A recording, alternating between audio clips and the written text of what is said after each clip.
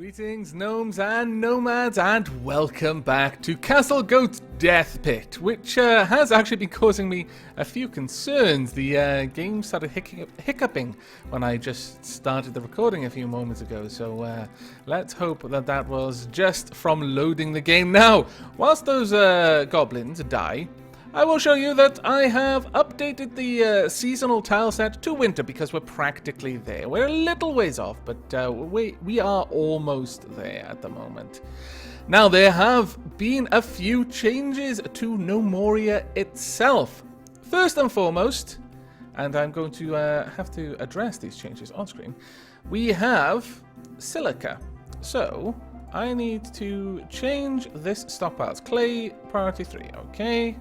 I'm not sure if Silica is stored just out in the open like this, or whether it's stockpile, but we'll work that out. So we want this to be clay. We want it to be a priority 3. And let's see, soil. Where are you? Clump. Clay. Okay, so it's not in the soils, which may mean it is stored in a crate. That would be good if it was, yeah? Silica, and we'll make this a priority 4. Now, where will silica be? Will it be in stone, perhaps? It might be. No. Blocks. We use silica to make ceramic. The ceramic tile is no longer... Ah, here we are. It's in its own thing. Fair enough. Silica can go there. Now, silica is used to make ceramic tiles in the kiln. And the kiln can then make the ceramic tile walls. They are now worth a fair bit of money. Also, well, let's just check this out. How much is this wall worth? Carved marble wall, it's worth 10. How much is this wall worth? Marble block wall, worth 10. Okay, there's no real difference in having them inside, but the ceramic tiles, very much worth it. They're worth 20 from what I understand.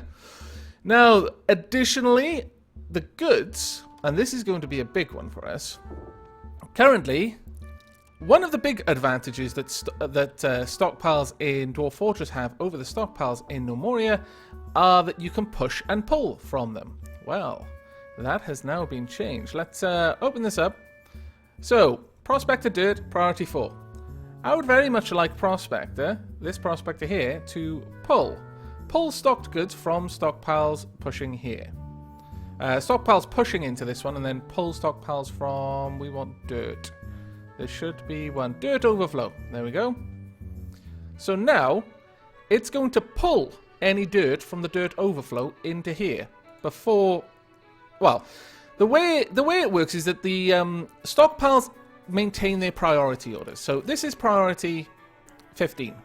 So, at the moment, if they can't store the dirt in here, they'll stockpile it over there. But when a space opens up in here, if there's no dirt on the floor to fill it up, then this stockpile still has priority. So the next thing they'll do is look in this stockpile and where it wants to pull from. So then they'll go down here and they will pull the dirt from this stockpile. Rather, it'll become more apparent in different situations, I think, where it really start playing out there. But these need to do the same thing. In fact, all of my stockpiles now need to do the same thing. So this one, for example, needs to be pulling from stone overflow, I imagine. Let's see if I can't find the stone overflow. There will probably be more than one. This one, perhaps? Stone overflow? Let's go and double check that that is actually what it's called. But this is going to allow me to become much more efficient with my stockpiles. Yes, stone overflow, fantastic. And likewise, what's this one? This is raw stone overflow. Okay, so these are the raw stones. This one will also pull from that. In fact, you can do it the other way around and you can have it push. So in this case, I could tell it to push out to raw stone overflow. Let's see. There we are. I would like this one to push out to that one.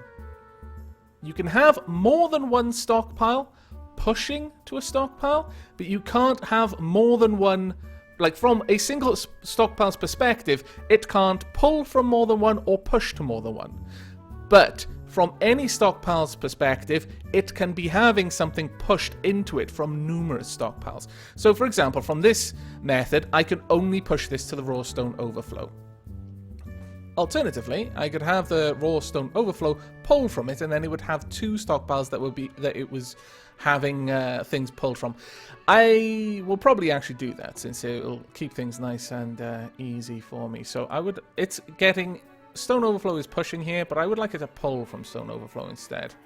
So let's go down there, pull from stone overflow, then we'll go over to stone overflow. I'm hoping. There we go, and we'll just tell this not to push to anyone. There we are. Let's go up there. None. And this way you can like daisy chain your stockpiles and just keep things a little bit more sensible. This makes having one giant overflow stockpile much more manageable if you have that then feeding off to the various other stockpiles that would actually be making use of it. And I'm really, really happy with that addition. I think that one's been one that's been overdue for a little while, as like I said, that was one of the big advantages in Dwarf Fortress's way of dealing with stockpiles, because without that level of control, yeah, you tended to have to do magic with the stockpile priorities. And not that I'm against doing magic, but still. Now, that will be our golem nursery. We are not going to set it up just yet. My goodness, you guys are enjoying yourselves, aren't you? Unfortunately, I think this is resulting in them getting stuck in there. This could lead to a goblin invasion. That is not good. Still, enjoy yourselves. Now, I'm going to pause the recording here, and I am going to spend a little bit of time thinking about what I'm going to do with the hospital. So I shall bring you back when there is something to report. See you in a few moments. And welcome back to our gnomes just managing to pull the lever to activate the trap on a bunch of mants. There are actually quite a few of them here, which isn't that surprising given how many mant laws we have. But I thought I would drop them in with the goblins and just see how long it takes the goblins to demolish them utterly. So yes, some fun times. I have also been hard at work getting this area ready. It's still got quite a lot of time to go as we're running out of marble. So I've been down in the mines, mining up some more of the marble here and there where possible. I do need to continue expanding this, actually. And I'm also replacing the floors there with dirt in order to get the marble. I have also gone ahead and piggybacked all of the stockpiles now, so they're pulling from the correct places. So I'm actually pretty happy with that. I think I still have a few more things to do with... Oh, are they out yet? No. With the logs, but that will take a little bit of time, since there are a remarkable amount of those. Goodbye. Enjoy your doom. Yep. The mantis died. Wow, that didn't take you long at all. I'm going to go ahead and pull this lever quickly, and then we're going to go and just watch. You know, that's why we've built this gladiatorial pit. Now... there are quite a few of them. Wow, you've lost a load of bits already. Good luck. You're going to need it. Wow, those goblins, they just all piled on there. You can see definitely where they're all being killed. But there we are. More and more dying all the time. You've got a... has a raider picked up... oh no, it's a goblin fighter. Oh, it might be a raider actually. Who's picked up a steel warhammer from one of the slain goblins. We have been killing an awful lot of them, as you may have noticed. Now, as soon as this lever is pulled, I will set up the doors to be rebuilt, but not before then. And this does remind me that I have been thinking of changing this trap system to a much larger one to allow for larger waves. It still wouldn't be perfect, but it would have a bit more survivability, seeing as we are starting to see enormous goblin waves. And this is a trend that's going to continue, because once we've let all of these guys die down there and have killed them off, I'm going to be sending quite a lot of their parts back to get an even bigger wave. So yes, we're going to need to have expanded the trap before then. The idea that I have in mind is to extend this out by about 2 or 3 spaces, bring all of this forward. We'll still have this trap system to funnel things in, but what we'll have is right behind that is another is the pressure plate, sorry. Right behind that. And then either side there will be a... So we're talking about by here. We'd have the mechanical wall there and a long line of trapdoors all leading to this door. The mechanical wall will just have a door behind it and so on and so forth going back a little ways. But this would hopefully allow for much, much larger strings or conga lines of attackers to be funneled down, stopped by this door and eventually pitted. It may or may not work to my advantage, I'm not sure. But I need to be very careful in how far back I take it, though, because I don't want this to be hanging over this wall here, which would be a bit of a problem. But I should be able to work it out. Now, what do we have down there? We have an awful lot of two-headed ogres still. Far, far too many. I require them to be dead. Now, work continues over yonder, and actually, what time is it? It's the first day of winter. Have we had any nomads? Oh, please tell me we have. Probably haven't. It would have paused, but I don't think we haven't had no nomads either. So, let's just speed up time a little bit. It's all watch with bated breath. Are we going to get nomads? Goblin is bled to death. That's not what I wanted to see. Sunrise, 7:23. Come on, sunrise. Come on, nomads. That would be a very nice start to this winter. I mean, look at all the value we've got. Oh. Saving. Nomads? No nomads yet. Goblin is bled to death. Oh, come on. Come on, Castlegoat. Don't let me down. No! 0 nomads have arrived. Why you? I've got a very long list of people who wish to join the fort, don't you know? And our gnomes are remarkably survivable. At this rate, they're never going to get to join. My goodness. Oh well. I am going to pause the recording again and continue work on the hospital there, and I shall bring you back probably when it is finished or when we get our next goblin attack, which probably isn't too far in the future. Once that attack has actually arrived, I will be then working on this. We're probably not going to be through everyone in there by the time the next goblin attack arrives. So I'll extend this out after that goblin attack, because we'll have a fair bit of time. And I can handle the mants, which are far more frequent visitors, just with the poisonous ancients. But the main thing is to push this back and actually set this up properly. That would significantly increase our survivability. So I shall see you in a few moments. And welcome back. As you can see, I am currently busy replanting some trees that I had to chop down, but in the last few moments we've had a flurry of activity here. We've had a trader from the Love Slave, well, may as well be. We haven't traded with them. We have traded for all the logs that the Rainy Gear had, which happened just after I chopped all of that down. But I wanted to bring you back for this particular trade. We are trading for 74 coal and 68 iron ore. Now, what makes this remarkable is we have a fine commemorative platinum coin. Now, we've never bought any platinum. That is purely from platinum slivers that we've managed to get out of the basalt or sandstone that we have prospected, which is worth 735. Fantastic, in my opinion. I have traded all of our trade goods and a very large portion of our food away for this to make that up. Oh no! Someone has eaten something! Oh, damn, that's annoying. That's what I get for waiting, I suppose. Well, I'll go ahead and sell all of that. Oh, wait, no, we don't even remotely need all of that. In fact, we'll take back some of my mushroom tea. Yes. In fact, I can, well, we'll take 80 of it back. No, I can't take 80 back. There's only 78. Oh, well, you can keep that 7, I suppose. No, you're not going to be able to keep that 7. Damn it. I want it back. There we go. Right, trade. Now we get to keep our mushroom tea. Fantastic. I mean, I knew that mushroom tea would be valuable, and we had a large stock, so I thought, oh, I'll share the glory of mushroom tea with you. But it looks like we didn't need to, and I would much rather keep it anyway. Right, that's brought our mant lures down to 1,743, which is not too bad. 590 odd, 589 prepared drinks, and 66 prepared meals. Not bad at all, and hopefully an enormous amount of smelting will go on shortly, resulting in many, many, many steel items being made. Some gloves there. Let's get a couple more crates. In fact, just one crate will do. Can I please have a new birch, I think, crate? Oh no, we have no birch planks. They'll soon be made because we've bought a lot of birch. Now, I am going to show you what has been done on the hospital.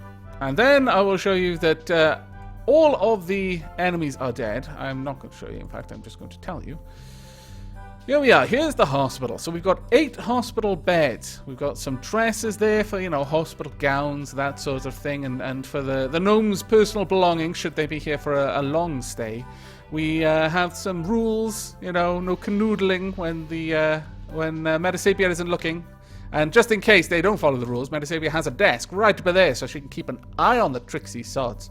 We have some bandage stockpile there, some cupboards, you know, for surgical supplies, and a proper big old desk for Metasapia for new patients. This area there, I'll probably... actually, I should probably get rid of that. I've designated the hospital over the top. I'll change that later on, but this will be for food. Food and drink for the patients. Now, over here, pretty much everything is dead, I'm fairly certain. Yes, I'm fairly certain we've killed everything that was in there. Now, the problem is that I think their bodies are decaying, which is pretty bad. Yeah, we're going to have to get in there. Unfortunately, I've been trying to build this as fast as I possibly could. Alas, I've not managed to, because it occurred to me that we're not going to have enough room to store all of these guys. Yeah, that was a little bit of a worrying thing. So I've been preparing a proper sacrificial room for the millions of goblins that we're going to eventually get, especially when we turn in all of these guys. But I do need to get them in quickly because their bodies are decomposing and we're not making things out of them in order to taunt the goblins of the Frayed Land. So we'll open this up and get everyone in there to collect things. Thank goodness we can't have flesh golems, otherwise we probably already have a few. And, yeah, so this was going to be a suitably bloody room because it was going to be filled with bodies that would then feed into the stockpile for the butchers. Now, the idea here was that there's going to be an awful lot of death in this room. A significant amount of death. So, we had some runes of warding carved into the walls, obviously written in blood. That's why it's all red there, because that would be the only thing that could guarantee that we would be kept safe. Now, oh dear, that's awkward. Wow, I knew this was happening because it started to stutter for a moment, and it always seems to do that when new enemies are on the field. Right, poisonous ancients, get out there right now. You need to go out there right now. Go, go, go, poisonous ancients. You're okay, you've got a massive warhammer. You can probably take him on. Poisonous ancients? Someone with a shield? Yes, that's right. Get out there. Deal with these scurvy ants. Well, they're not scurvy ants, actually. I'm fairly certain that ants can't be scurvy. Nevertheless, we should be able to win this fight. Is that our blood? No. Well done, Tamiz. How are you doing? You okay? Good health? Yeah, you're fine. Continue slaying the mants, please. And just as soon as that is done, go ahead and rebuild the door as well. Now, thank goodness it was mants and not goblins, otherwise that would have been pretty bad. There we go. Though it would have been back to the normal goblin raids at this point, so it wouldn't have been too terribly bad. But at the same time... Alright, I would like everything down here cleaned as a matter of highest priority, please. Also, I have been around here gathering up clay where I could. If I cleaned everything up, is it all tidy? Yes, it is. Okay, then I can sign off on this area once again. And that involves building some walls. I mean, for the most part, I'm done with that area, which is why I sealed it off to begin with. But then I realized I really needed brick for the room of death over here. So I was back to scavenging for clay in the floors until Musical Tooth arrived, and then I bought a bunch of clay off them. Not Musical Tooth, sorry. I bought a bunch of clay off... did I buy a bunch of clay? No, actually, I didn't buy a bunch of clay off Loveslave. That is correct. If I look at Loveslave, I was going to, because I thought clay was the problem. It turned out it was wood, and from wood coal that was the problem, because I looked down here, and I had 214 clay. I was like, oh... But we should now be okay as far as coal goes. Now, are you going to be able to carry all these bodies back? Yes, you're doing the good job now. Fantastic. Now, the unfortunate thing is I'm fairly certain that we may have lost a couple of our two-headed ogre corpses. That's no good. So, in the near future, I may have to make this area much more lethal. Perhaps with some steel traps. Or actually get some proper militia squads together training with steel crossbows and then just have them patrol there instead of the sentinels. Take the sentinels off patrol duty entirely down here and just have this be somewhere that I send a militia squad when I feel like it to go and sharpen their fangs on caged goblins. Now, unfortunately, not much hauling is taking place, and that is very, very bad. Why is not much hauling taking place? Ah, it's because I haven't sped time up. That would be it, yes. Okay, they are actually starting to move things now. Good, good, good. How about down here? Good, that is all sealed off. Let's make sure that there's no one trapped back here that is slowly going to starve. And the first thing I'll know about it is the message telling me that they're dead. No, we're good? Yes, we're good. Fantastic. And that should help with some of the pathing problems that I get. Right, what we would like to do then is to seal this area off with dirt and then clad it a little bit more with stone again. But it looks like they are actually starting to gather the bodies and the equipment. At least the equipment doesn't decay. I guess we don't strictly need the bodies. It's just useful for us to send taunts with. And obviously to eat. But yeah, we're actually doing okay with the emus that fed year in, year out. In fact, so well, we could almost do with expanding their pasture. That might be worth it. Because we are still vastly overproducing mushroom seeds from what we can actually use. I sold, in fact, about 600 mushroom seeds because I just don't need to store that many anymore. I mean, the emus at any one time have, well, as you see there, 313 food is stored there. Right, now then, I think that's about it for the update. I'm quite happy with the new hospital that Metasapia shall be in charge of. She now has a proper workplace, and I actually think it looks quite nice.